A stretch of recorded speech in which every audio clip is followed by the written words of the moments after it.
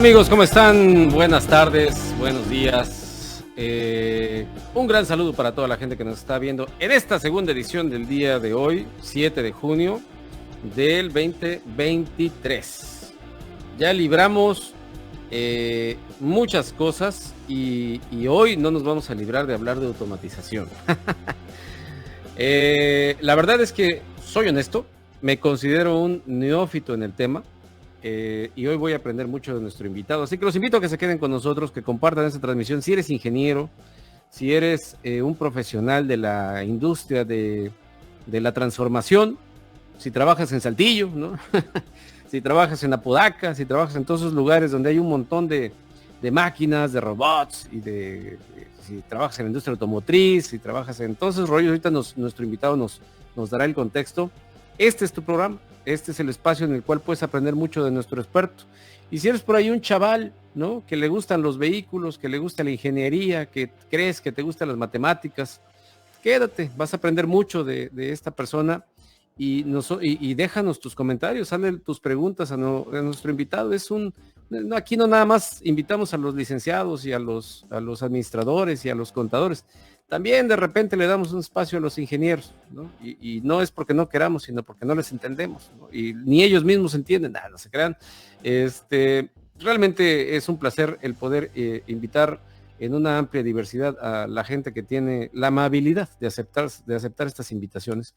Y de verdad, no se lo pierdan. Vamos a estar aquí con muchísimo cariño y compartiendo este espacio. Comenten, por favor, denle like a este esfuerzo que estamos haciendo y únanse aquí. Acuérdense que estamos buscando quién borre este anuncio. ¿Quién se anima a borrar este anuncio? ¿Quién se anima? Si se animan a borrar este anuncio de StreamYard, que no tengo ningún problema en ponerlo, ¿no? Nada más que hay uno que otro terco ahí que insiste, ya quita el anuncio, ya quítalo. No. Este proyecto tiene que ser autosustentable. Lo fácil es aventarnos ahí un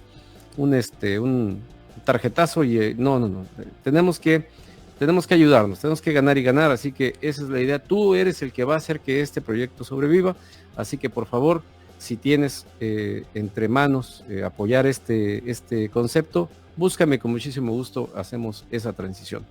Soy Alberto Hernández, a través de Alberto Hernández Podcast, estamos transmitiendo a través de LinkedIn, la red de los profesionales, desde Monterrey, Nuevo León, la ciudad de las montañas, y los invito a que se queden con nosotros hasta el final del programa. Por favor, si estás viéndolo de manera diferida a través de nuestras redes sociales o de nuestro canal en YouTube, comparte y suscríbete para que podamos poco a poco llegar al número 1000. Ya vamos a la mitad y vamos en ese proceso. Voy a presentar a mi amigo y experto de este día, Gustavo Solano, el que también está aquí en Monterrey. Gustavo, ¿cómo estás?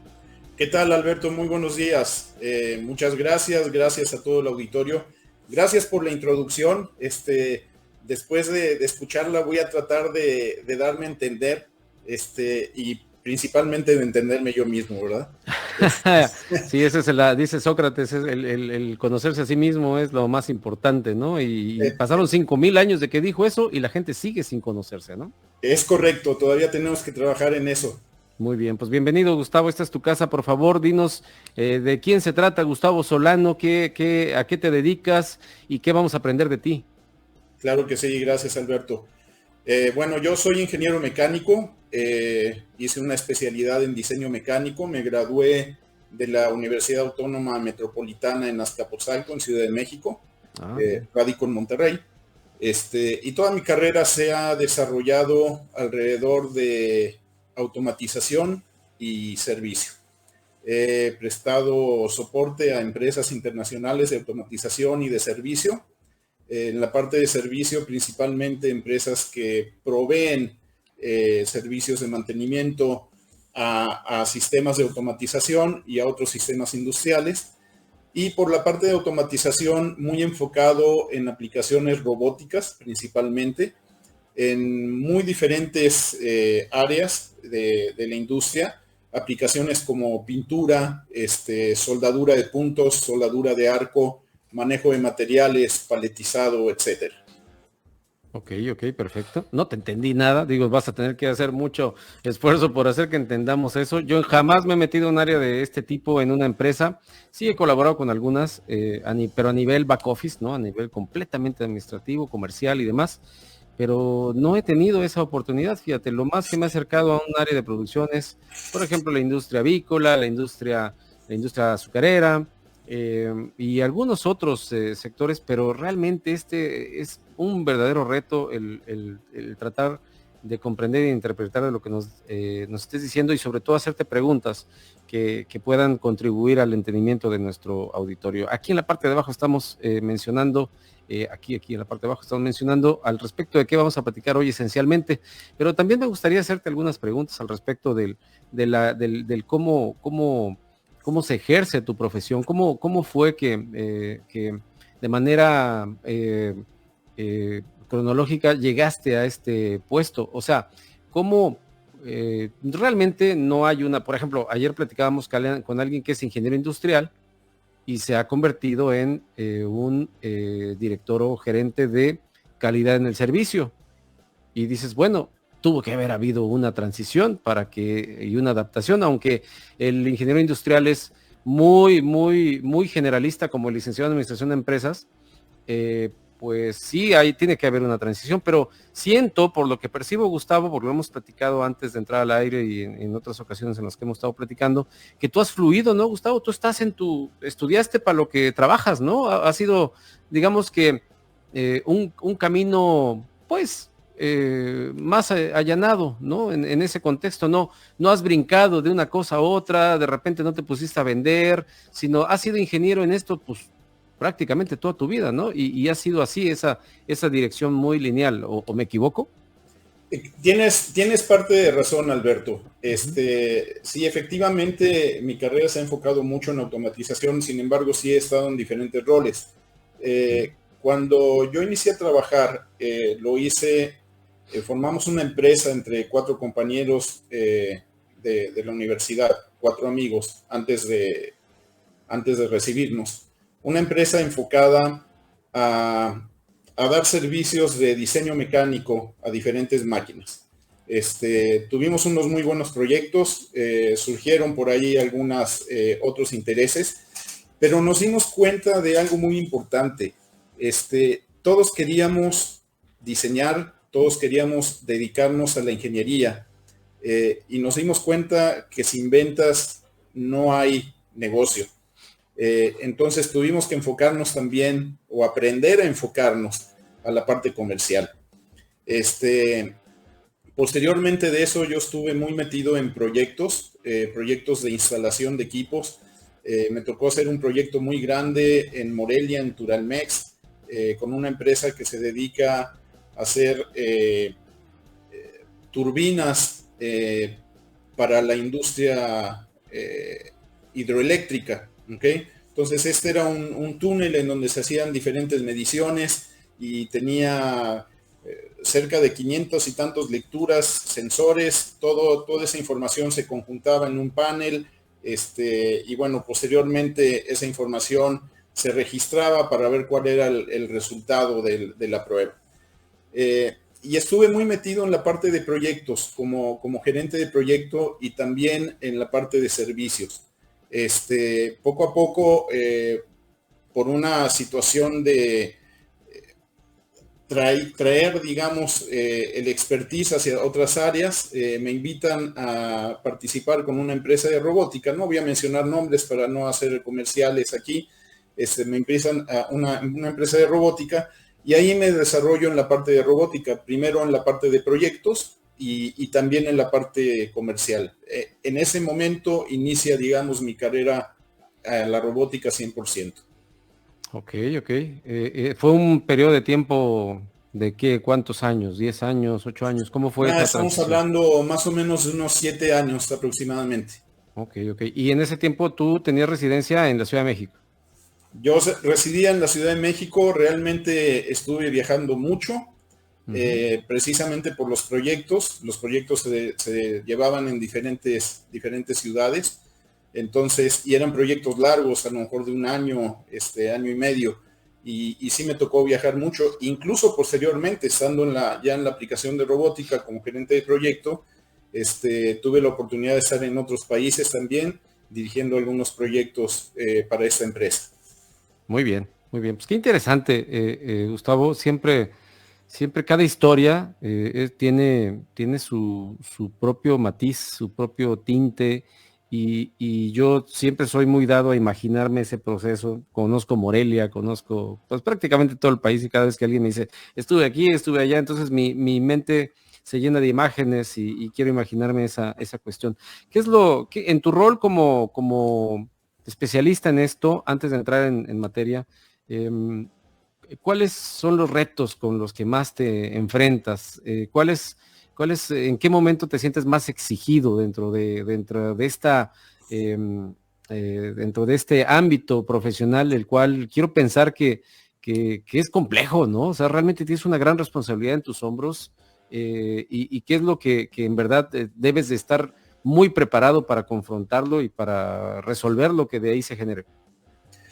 Bueno, mira, yo tiendo a dividir o a separar los proyectos de automatización en dos, o los productos o soluciones de automatización en dos columnas muy grandes y muy sencillas. Hay productos estándar y hay productos dedicados o diseñados específicamente para el cliente. Un producto estándar es un concepto que tú ya tienes probado, ya tienes ya tienes la aplicación desarrollada, y lo único que haces es tomar ese producto y aplicarlo en una solución para un cliente específico. La otra parte es la parte que yo considero que es más complicada, que es cuando tú haces un proyecto a la medida.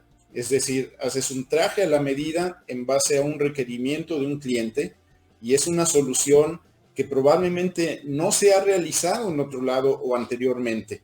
Entonces, esto conlleva una serie de riesgos y responsabilidades también que deben de trabajarse mutuamente con el cliente.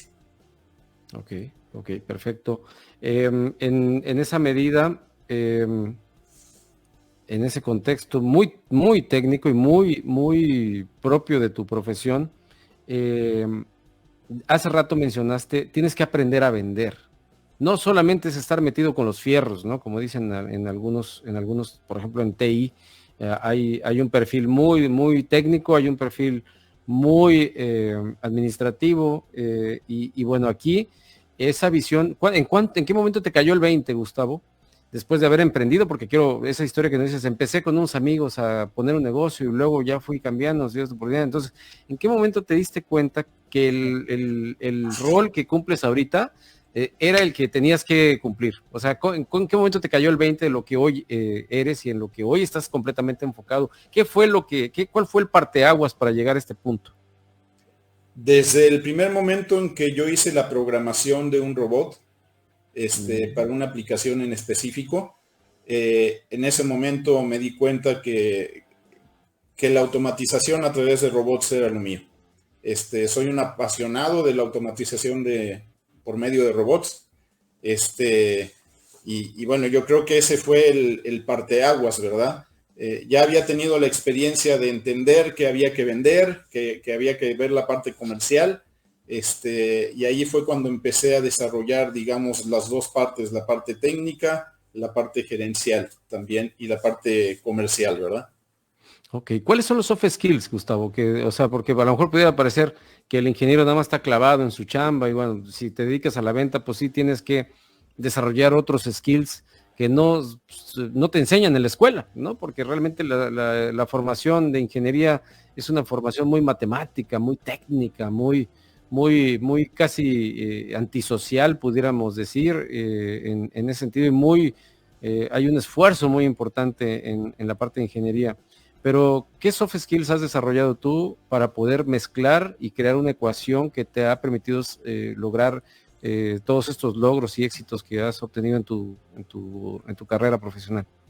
Bueno, yo creo, Alberto, que a nivel de gerencia en cualquier empresa, gerencia y desarrollo de negocios, tienes que ser muy fuerte en la parte de comunicación tanto externa con los clientes y comunicación interna con tu equipo de trabajo.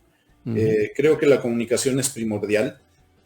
Poder hacer una buena selección del equipo de trabajo que estás conjuntando para una solución específica, tener esa capacidad de delegar a los integrantes del equipo, a los expertos del equipo. Yo no soy experto en todas las áreas de automatización. Si bien me tocó programar PLCs, me tocó programar robótica, hoy hace ya tiempo que no lo hago.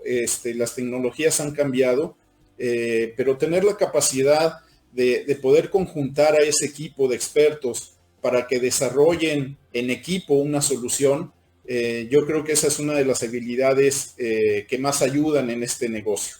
Y como comentaba, creo que es en cualquier negocio en general, ¿verdad? O sea, no es nada más exclusivo de la parte de automatización.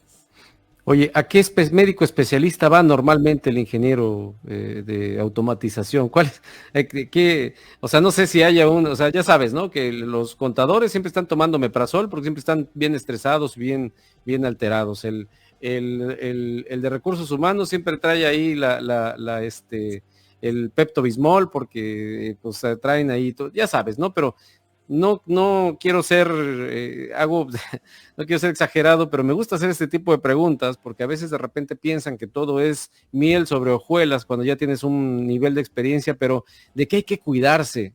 ¿O qué aspecto de la salud es muy importante cuidarse el ingeniero que se dedica a la automatización? Bueno, mi médico especialista ha sido mi familia. Buena respuesta, mi estimado. Digamos, el soporte. La verdad es que, como te comentaba, en mi proceso yo tuve que viajar mucho. Hoy ya no viajo tanto. Tuve que viajar mucho por periodos largos. Y la verdad es que tener una familia que te soporte, que te dé esa facilidad y que entienda qué es lo que haces y por qué lo tienes que hacer, la verdad es que es una de las mejores medicinas, ¿verdad? Perfecto, me encantó tu respuesta porque es así, la familia es una medicina increíble. Igual, como has tenido la fortuna de recibir ese apoyo, porque hay muchos que no tienen esa circunstancia y se tiene que trabajar en ello. Y bueno, pues interesante tus respuestas, Gustavo. La verdad es que me gustaría que la gente empezara a comentar y a hacerte preguntas. Entiendo que aquí la gran mayoría de mi auditorio no es enfocado hacia la parte técnica, la parte de ingeniería, pero pues no hay preguntas tontas, así que manden sus comentarios, manden sus preguntas, sus felicitaciones, ¿por qué no? También para Gustavo. Y aquí las ponemos con muchísimo gusto para que él las responda o en su caso un servidor. Vamos a entrar en materia, ¿te parece, Gustavo? Hay un problema por ahí que tú nos platicabas, ¿no? Que decías, oye, ¿sabes qué? Híjole, en este punto hay que poner mucha atención porque nos estamos perdiendo, ¿sí? Y siento que está desaprovechándose áreas de oportunidad que hay en este negocio y que te refieres a que los integradores, así lo mencionas, es un término que quizá lo aplican en este sector para cierta función, no alcanzan a dimensionar en todo el contexto necesario un alcance, ¿sí? Un alcance de cada uno de los proyectos y esto en determinado plazo genera incertidumbre, genera inconsistencia, genera un entregable quizá no exacto como debiera ser. Hay por ahí algunas metodologías que la famosa 0-100, hay un montón de metodologías que existen, pero de nada sirve una metodología si el alcance no está bien definido. ¿Me equivoco o más o menos era por ahí lo que tú nos ponías en la mesa? Es correcto, Alberto, tienes razón. Fíjate que a través de estos años de estar en automatización, uno de los retos que yo he notado que se generan con bastante frecuencia es el tener una especificación del alcance o del entregable, ¿ok? Y que las expectativas del cliente y el proveedor estén alineadas. ¿Qué quiero decir con esto? Hay empresas que por su tamaño, que por su estructura, tienen departamentos de ingeniería que generan una especificación. Hay especificaciones que pueden ser de cientos de páginas acerca de cuál es el alcance específico en una celda robotizada o en un proceso robotizado. Déjame decirte que esas empresas cada vez son menos, porque están delegando, digamos, esta actividad a los proveedores de automatización. Entonces, están ese tipo de empresas y están las empresas que inician con la automatización y que no saben al respecto de realmente cuál es el entregable o qué es lo que van a recibir, y pueden tener expectativas muy altas al respecto. Entonces, aquí es donde entra la capacidad del integrador y la experiencia del integrador para poder definir esas expectativas, ecualizarlas, ¿ok? Y poder llegar a un entregable que sea exitoso tanto para la empresa, el integrador, como para el cliente. Entonces hay una serie de pasos que podemos seguir para lograr esta definición. Muy bien. En ese sentido, tú, en tu proceso y en tu experiencia, ¿cómo, digamos, los directivos de las compañías, porque me decías que hay un segmento muy marcado, ¿no? Un segmento muy establecido de grandes empresas que, digamos, se les facilita más el que puedan desarrollar grandes proyectos y que obviamente tengan un equipo que se adecue a esta situación o conflicto que se presenta y que pudiesen tener más bajo control. Pero hay otro sector que no tanto, en el que se están peleando un montón de actores dentro de ese ecosistema que quizás se les dificulte más. ¿Tú vas más hacia las grandes empresas o también de repente te gusta participar en ese otro sector más, pues más peleado, ¿no? No sé cómo llamarle, ¿no? Pero que hay una competencia muchísimo más aferrada, ¿no? ¿En dónde está dónde se marca esto que nos platicas más acentuado? Bueno, mira, hablando de robots industriales, hoy en día hay cerca de 3,5 millones de unidades a nivel mundial que están operativas. Esto en referencia a la información proporcionada por la IFR, que es el Instituto de Fabricación Robótica, la Federación Internacional de Robótica, perdón. La mayoría de estos están en China. Por ejemplo, el año pasado se comercializaron en el mundo, o se instalaron en el mundo, cerca de 584,000 equipos, de los cuales 268,000 se instalaron en China y 5,400 se instalaron en México. Y México tuvo un gran avance con respecto al 2020. En esos 2 años se creció el 61% en instalación de robots. ¿Okay? Es decir, de 3,100 que se instalaron en el 2020, se llegó a los 5,400 en el 2022. Estamos hablando de diferentes aplicaciones. La IFR también hace una definición de qué son los robots. Los diferencia entre diferentes tipos. Están los robots industriales, los robots de servicio, los AGVs, por ejemplo, que son los vehículos guiados para los almacenes, los especifica en otra área. Los cobots los especifica en otra área. Pero en general ese es el número. Ahora, de todos estos equipos, la gran mayoría, un 80%, se utiliza en la industria automotriz, ya sea en fabricantes originales de vehículos o en industrias proveedores de la industria automotriz. Entonces, ahí es, digamos, donde está el mayor negocio, la mayor oportunidad de crecimiento. Sin embargo, yo no dejaría a un lado lo que es la industria en general, porque la industria en general viene cambiando en México. Esta situación de la pandemia pues ha generado un cambio generalizado en cuanto a la robótica. Hubo un salto muy grande, o sea, este salto de 61% en México es un salto post pandemia que dicen los que saben de esto. Yo no sé mucho de automatización, ¿verdad? Pero los que saben de automatización dicen que esto va a empezar a decrecer en los siguientes años. Y esto se vio disparado porque al tener una falta de mano de obra especializada, mucha gente ya empieza a querer trabajar desde casa, hacerlo en línea, etcétera, y se ha visto una reducción de mano de obra especializada. Entonces, se requieren más equipos automáticos para generar la producción que está demandando el mundo, ¿no? Claro. Entonces, dando respuesta a tu pregunta, la mayor parte del trabajo son grandes empresas, principalmente del área automotriz. Sin embargo, hay mucho trabajo en la industria en general. Ahora, estas empresas del área automotriz normalmente son proyectos muy grandes. Estamos hablando, por ejemplo, una línea de soldadura de spot.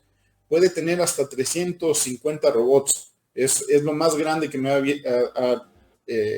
tocado ver en una planta que está en Aguascalientes, automotriz. Y se requiere una capacidad muy grande de implementación, de soporte técnico, económico, para generar ese tipo de proyectos. Entonces, dentro de los integradores también hay empresas a nivel mundial muy grandes, muy específicas, y también hay empresas que pueden atacar otro tipo de mercado. Y las empresas grandes no les va a interesar atacar o traer, digamos, una solución para una empresa que requiere una celda robótica, ¿verdad?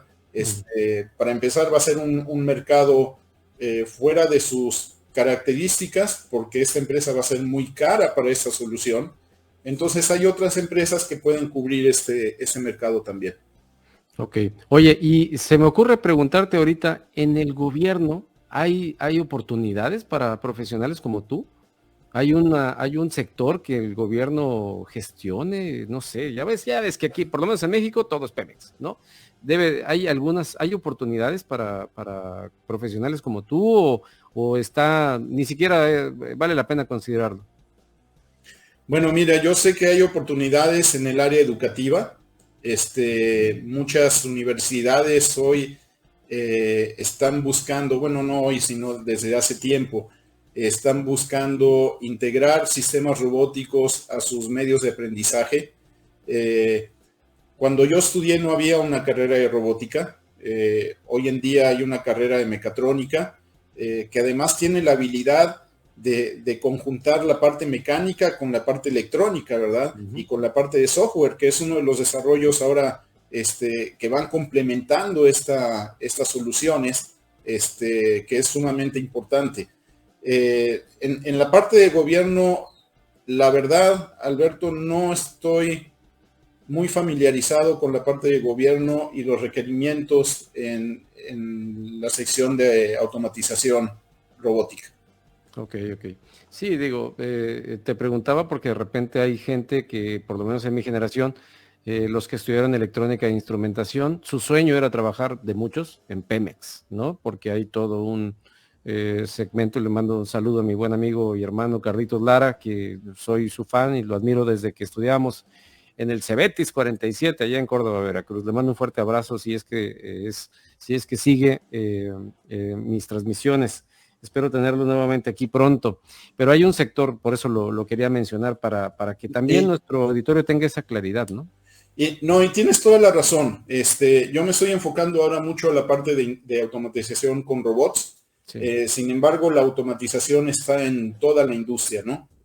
Cuando hablamos de automatización en general, cuando hablamos de programadores lógicos, cuando hablamos de sistemas automáticos que no necesariamente son robotizados, procesos que pueden ser automatizados, pueden ser transportadores, puede ser transferencia de materiales, etcétera, no necesariamente automatizados, y la automatización como tal está en toda la industria. Uh-huh. Alguna vez me preguntaron, ¿tú crees que cualquier cosa se puede automatizar? Yo creo que sí, no sé si vale la pena.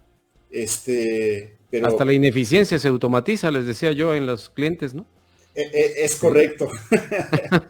Porque luego quieren que les resuelva uno sus broncas y quieren hacerlas a su modo. Le digo, pues si quieres que automaticemos tu mugrero, pues lo hacemos, pero no te lo recomiendo, ¿no? Y ahí viene la documentación para evitarnos un problema después. No sé y eso hablando de procesos, en la parte tecnológica, la tecnología ha avanzado tanto que ya la capacidad que tenemos hoy de medir variables es prácticamente infinita, ¿verdad? Uh-huh. Entonces, sí nos da posibilidad de de automatizar, yo diría que todo, pero no sé si valga la pena automatizar todo.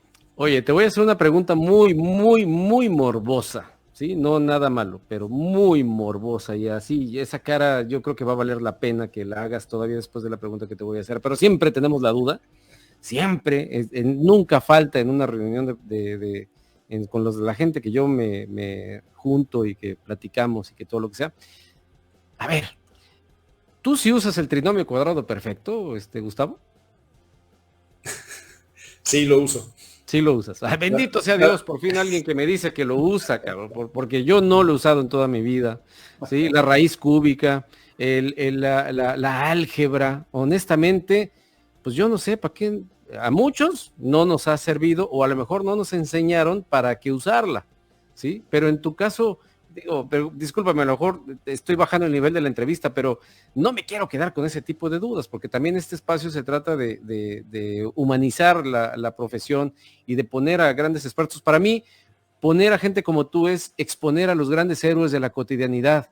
Sí, aquí no quiero poner artistas, no quiero poner famosos, quiero poner a la gente que es famosa en su empresa resolviendo problemas, que es famoso para muchos porque es un parteaguas en la estructura organizacional de una compañía. Y precisamente por eso de repente hago este tipo de cosas para humanizarlos, porque a veces pareciera que de repente son intocables, hay ingenieros que entran y todos les tienen que rendir pleitesía, y no, hace rato la respuesta que me diste respecto a tu familia me hace pensar que eres un ser humano valioso, y que bueno, y que si te prestas y te facilitas para este tipo de actividades, bueno, ese tipo de preguntas baratas por parte mía, que realmente las hago porque de algún modo quiero ponerle un ingrediente adicional, pero sí, muchas veces nos preguntamos, ¿para qué nos enseñan eso? Y de paso te preguntaría, ¿si vale la pena que le incluyan en el plan de estudios ese tipo de conocimientos, Gustavo? Bueno, Porque mira, escuchan muchos jóvenes, ¿no?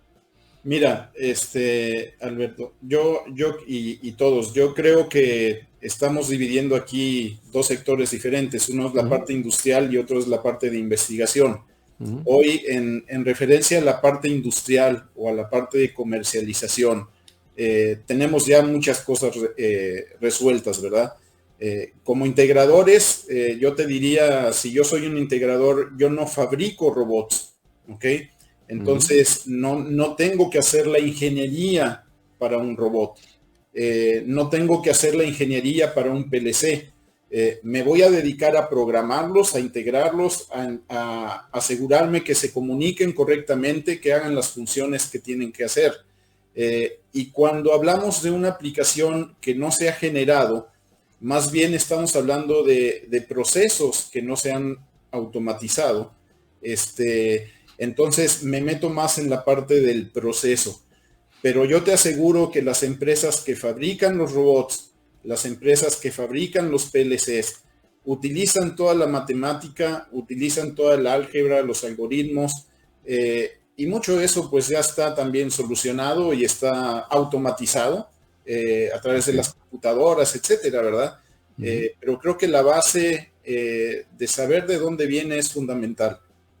Yo creo que hoy ni siquiera multiplicamos a veces, o sea, o ni siquiera sumamos, ¿verdad? Hoy la automatización, yo lo pongo, por ejemplo, hago la analogía con lo que es el Google Maps. Cuando yo salía, no había Google Maps, ya dije que soy muy viejo, ¿verdad?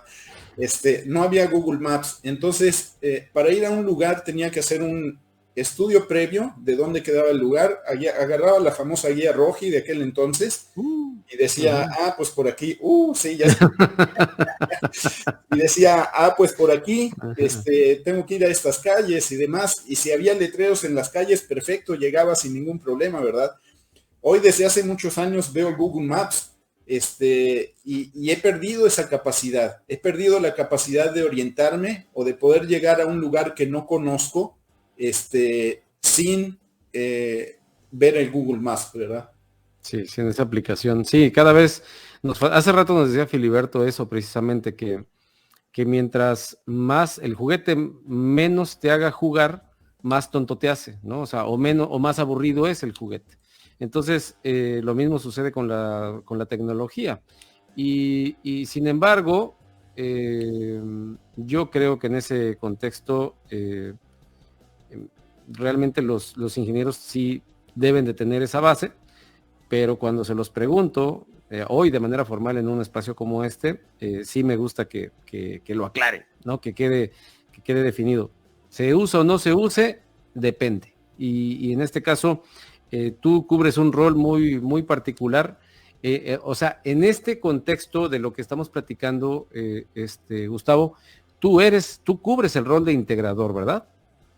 Es correcto. Por lo que estoy entendiendo, sí, porque dentro de todo este escenario, ese integrador cubre una serie de funciones que al final, ese skill del que te platicaba al principio importante es el de poder tener la habilidad de identificar las áreas de solución que tiene cada persona y, e ir creando y armando toda la estrategia para poder llevar a cabo cada proceso de ese alcance del que hablabas.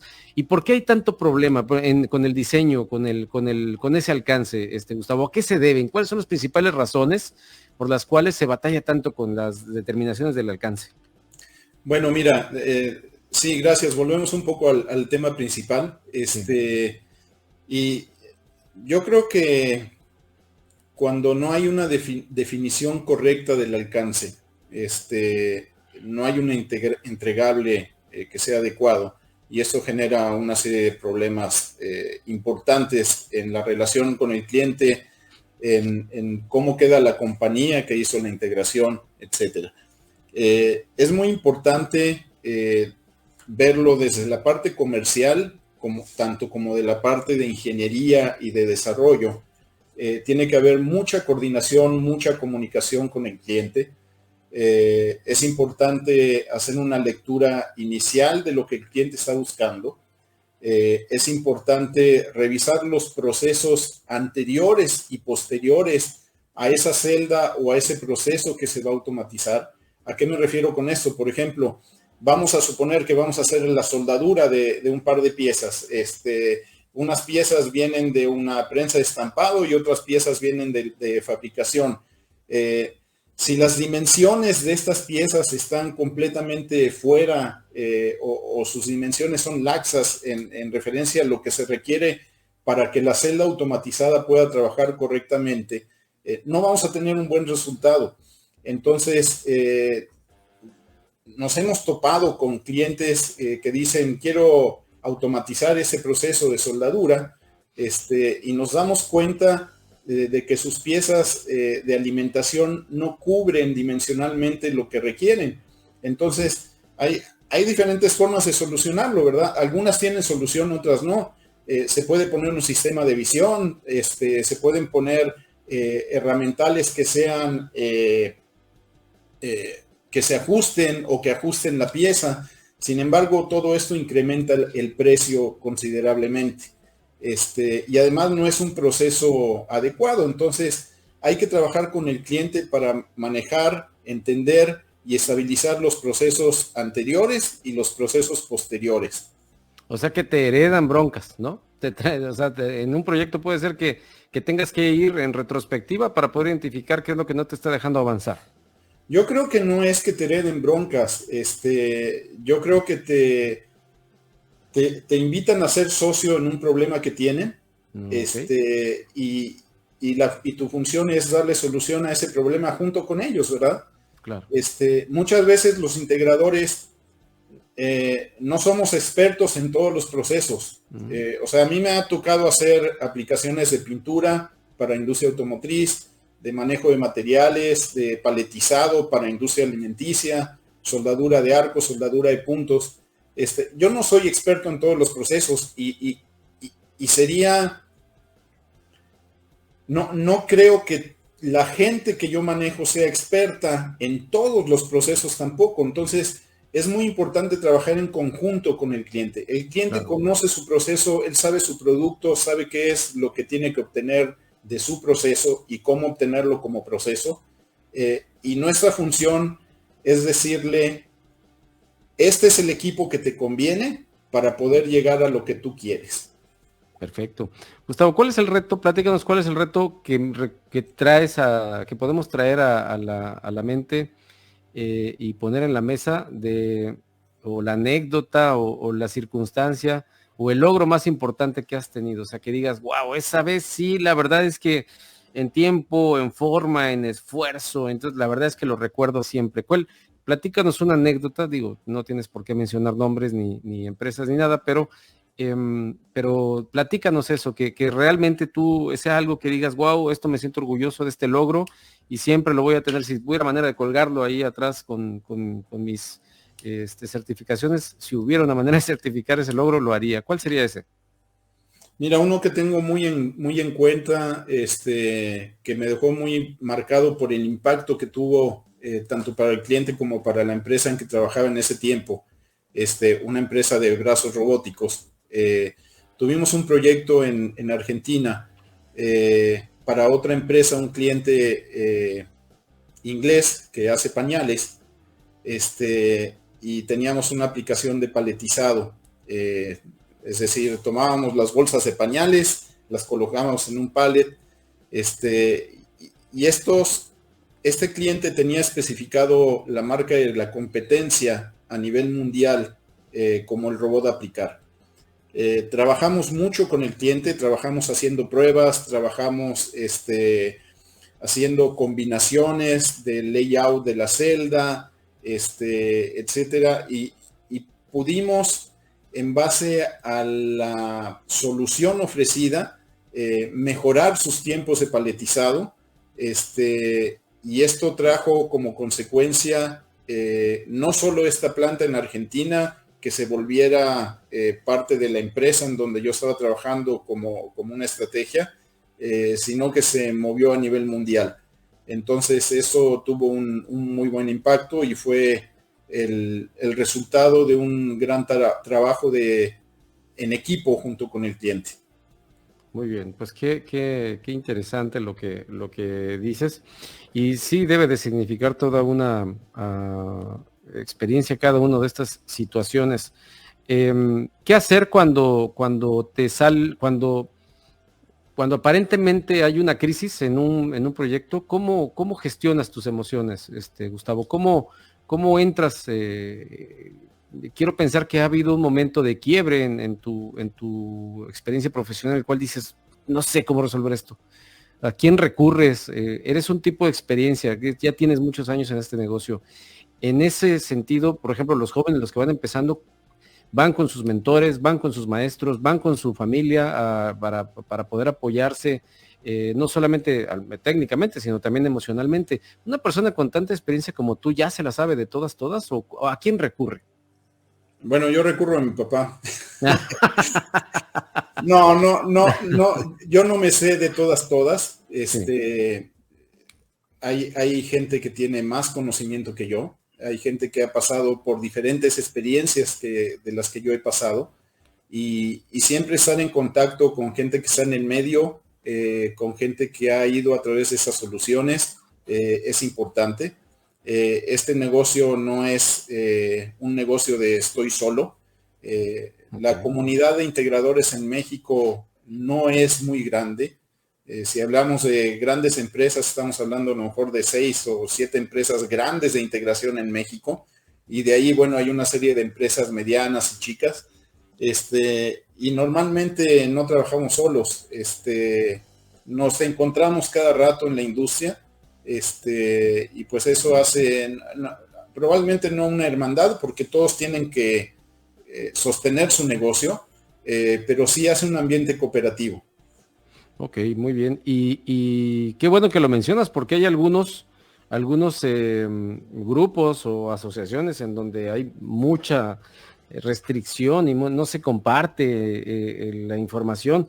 Y es evidente que en este ámbito siempre, como bueno, los contadores pues tienen los colegios de contadores, algunos otros áreas de especialización siempre están viendo cómo evolucionar. Y ahora, por ejemplo, quisiera empezar ya a cerrar el programa, pero ahorita hay una gran revolución de todo tipo de características con eso de que viene Tesla a Nuevo León. Seguramente a ti te llamó mucho la atención ese tema, ¿no? Porque pues van a poner una plantota y me imagino que yo me imagino, porque no sé cómo es que se integra una fábrica de este tipo. Pero ¿quiénes ahorita tendrían que estarse sobando las manos de que va a haber un montón de trabajo? ¿Gente como ustedes o quiénes son los que van a entrar o cómo es que se inicia algo de este tipo? Porque cuando el gobernador viene va a haber un montón de trabajo, pero por ahí yo escuché que no, espérate, va a haber un montón al principio, pero ya después cuando esté automatizado ya no van a necesitar a la gente. Esos son una serie de mitos que se dicen en la calle. ¿Qué opinas de eso? Bueno, creo, si entendí bien tu pregunta, dos puntos importantes aquí. Ajá. El último que mencionaste es, yo entiendo como tu pregunta como la automatización reemplaza a la gente. Uh-huh. La respuesta es sí, la automatización reemplaza a la gente, reemplaza a la mano de obra. La cuestión es, hoy, por ejemplo, la automatización reemplaza a las secretarias, reemplaza a los recepcionistas, o sea, ya la mayoría de las empresas no tienen recepcionista, no tienen telefonista, esa gente ha sido reemplazada. En los bancos también se está dando mucho reemplazo por la automatización. Lo importante es que también la automatización quita o evita que el ser humano haga trabajos peligrosos. ¿Qué pasa, por ejemplo, si pensamos en la revolución industrial hace muchos años? Uh-huh.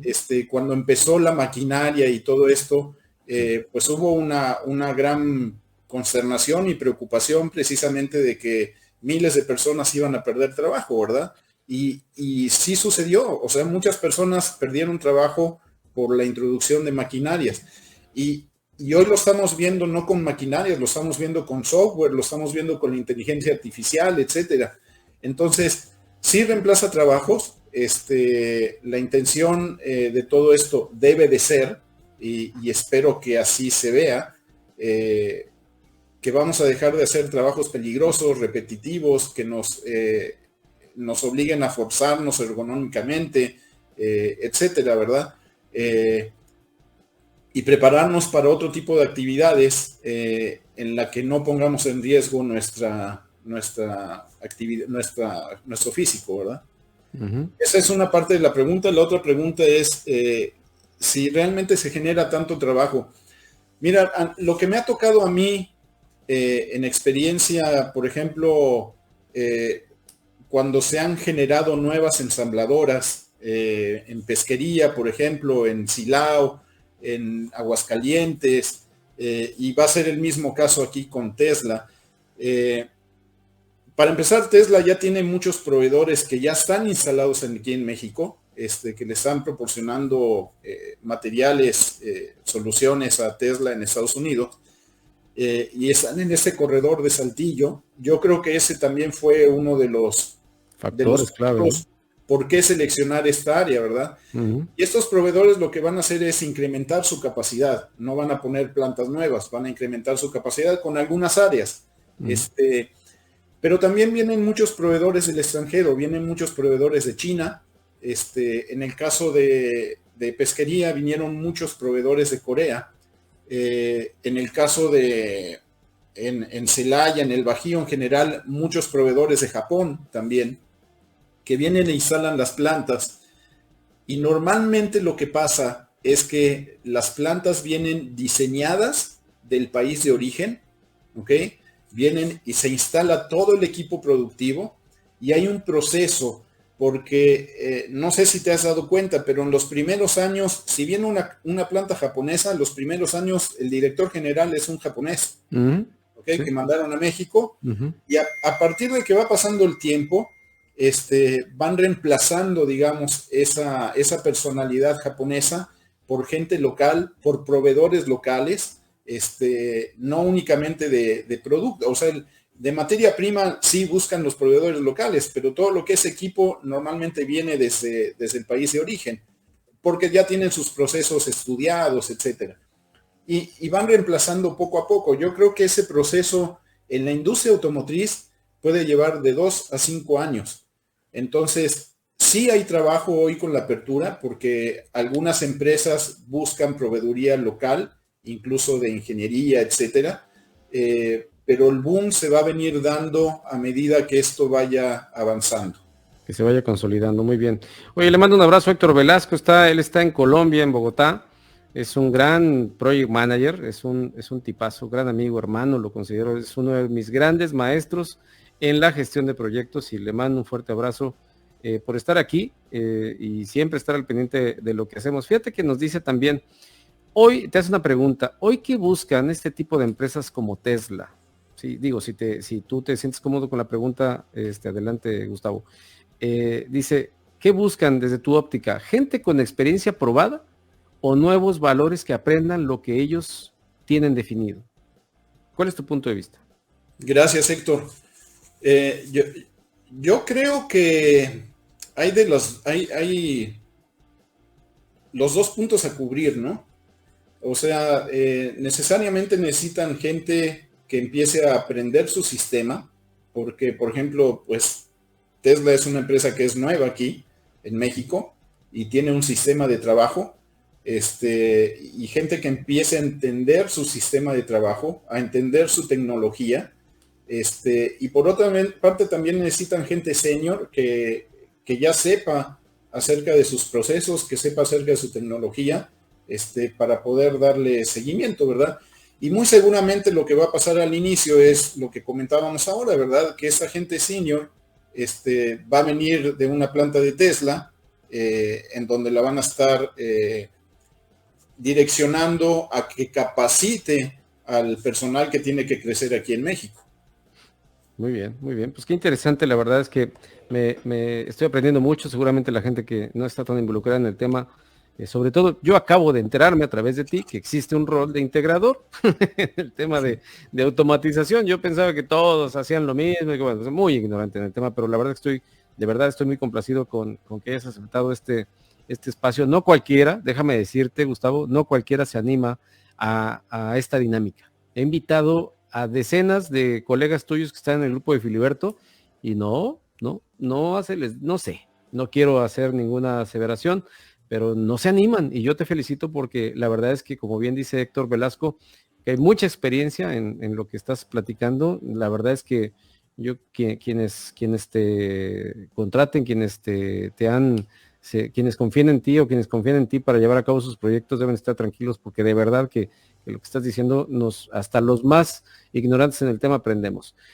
Te iba a preguntar al respecto ya estamos en la recta final del programa, y me interesa mucho que nos ayudes a comprender el rol. Siempre trato de terminar enfocándome mucho hacia lo que los jóvenes de repente están confundidos para estudiar. Muchos entran aquí a la Facultad de Físico-Matemáticas o a la Facultad de Ingeniería Mecánica, en donde está la carrera de mecatrónica, como bien decías al principio, y entran porque creen que van a ganar mucho dinero, o porque creen que les van a tener estatus, o porque su papá es ingeniero, ellos tienen que ser ingenieros. Más que les des un consejo a ellos, a mí me gustaría hacer una dinámica en la cual tú te hagas una pregunta a ti mismo, pero no a ti, a Gustavo Solano del 2023, sino que si tuvieras la oportunidad, Gustavo, ¿no? Esta pregunta no la uso mucho en este programa, la uso más en Inventores, pero me inspiras a que me ayudes a responderte y ayudarnos con tu ejemplo a la gente que nos vea. Si tú regresáramos a la Ciudad de México, la Universidad Autónoma Metropolitana, con ese muchacho, pues no sé, joven, ¿no? Con otras características que ya el tiempo ha dejado surtir su efecto, y que lo vemos el en la tiempo ha pantalla. mejorado. Sí, que has acumulado juventud, ¿no? Por ahí, como dicen. Pero ¿a qué edad empezaste la carrera, Gustavo? Yo empecé la carrera en el 85, a los 20 años. A los 20 años. Imagínate que estás ahí, el primer día, seguramente te acuerdas de los primeros días en el que fuiste a la universidad. ¿Qué te recomendarías a ti mismo? Si te vieras de frente, el Gustavo del presente con el Gustavo de los 20 años entrando en los primeros pasos dentro de la facultad, ¿qué te dirías? Yo me diría, dedícate, encuentra qué es lo que te apasiona y dedícate a ello. Para mí el éxito no está en el dinero.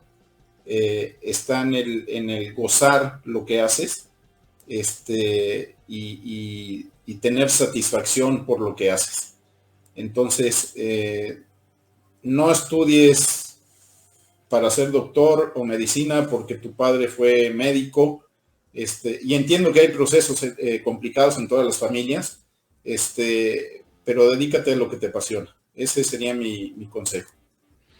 Muy bien, Gustavo. Estoy muy agradecido contigo por este espacio que nos has facilitado, que nos has dedicado.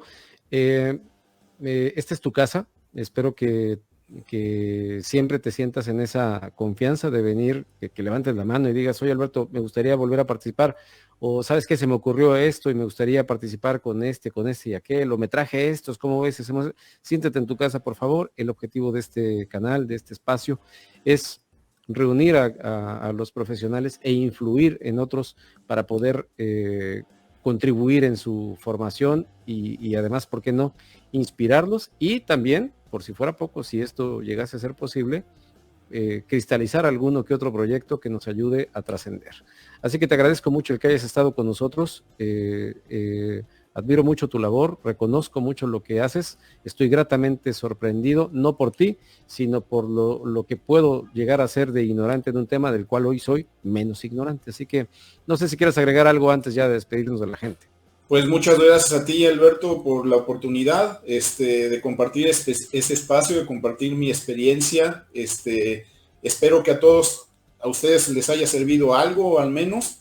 Y bueno, que tengan un excelente miércoles, una excelente tarde. Gracias Gustavo, de verdad, gracias a toda la gente que hizo posible este espacio. Van a encontrar a Gustavo Solano en LinkedIn si así lo quieren buscar. Agréguenlo a su comunidad si así lo consideran prudente, pónganle ahí un mensajito, te vimos en el podcast de Alberto Hernández, agrégame a tu comunidad, él ya tiene un montón de seguidores ahí y síganlo porque publica cosas muy, muy interesantes y que seguramente si estás involucrado en el tema te van a servir. Gracias a toda la gente, gracias Héctor Velasco por habernos dejado su mensaje, gracias a toda la gente que hizo posible este espacio, les mandamos de verdad un fuerte abrazo y esperemos que esta sea una buena herramienta para ayudarte a crecer en la materia en la que tú te desarrollas. De nueva cuenta, gracias Gustavo Solano, gracias a todos. Nos vemos mañana, ya hoy. Qué bárbaro, qué día. Hoy andamos con todo y así van a estar las próximas semanas. Los invito a que de verdad nos sigan y que nos ayuden a hacer crecer este proyecto que lo hacemos con mucho amor, con mucho entusiasmo, pero por sobre todo con la intención sana y honesta de ayudar a hacer un mejor mundo. Cuídense mucho, soy Alberto Hernández. Les mando un fuerte abrazo de home run. Nos vemos la próxima.